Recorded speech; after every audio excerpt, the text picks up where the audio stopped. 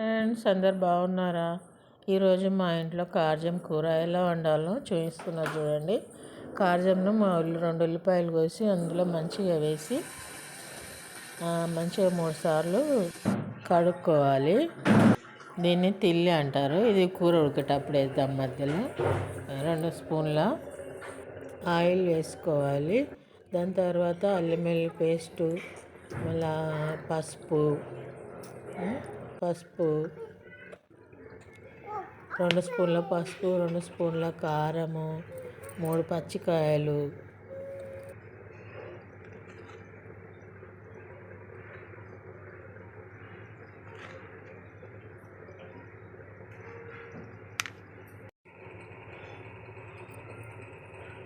రెండు టీ స్పూన్ల ఉప్పు, తగినంత. నేనైతే అందాజతో వేస్తున్నా.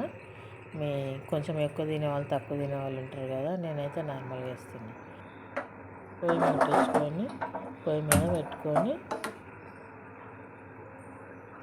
కొంచెం మంచిగా కలుపుకోవాలి. ముక్క కంటేటట్టుగా బాగా కలపండి. 2 సార్లు మంచిగా కలుపుకోండి.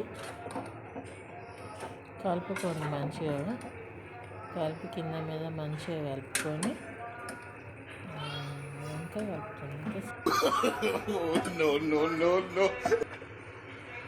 కుక్కర్ మూత పెట్టేసుకున్నాను.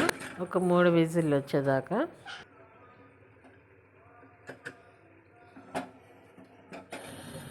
ఒక సొయ్యి కూర కట్ట సన్నగా తరుక్కొని 2-3 సార్లు మంచిగా నీటిలో కడుక్కొని, కొంచెం ఉసుకున్నట్టు ఉంటుంది, అందుకే మంచిగా కడుక్కోవాలి. దాని తర్వాత ఒక టమాటా,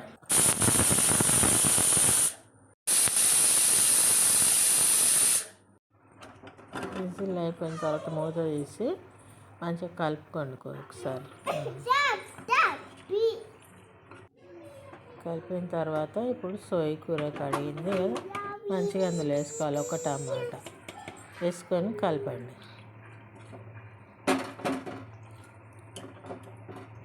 కలిసిన తర్వాత ఫస్ట్లో తిల్లి తీసి పక్కకు పెట్టాం కదా, దాన్ని ఇప్పుడు మధ్యలో కూరల్లో వేసేసి మంచిగా కలుపుకొని ఒక 3 విజిల్లు పెట్టుకోండి. విజిల్లు అయిపోయినాయి. 2 సార్లు మంచిగా కలుపుకొని కూర దించేసుకోండి. కార్జం కూర రెడీ అయిపోయింది. తిని టేస్ట్ చేయండి.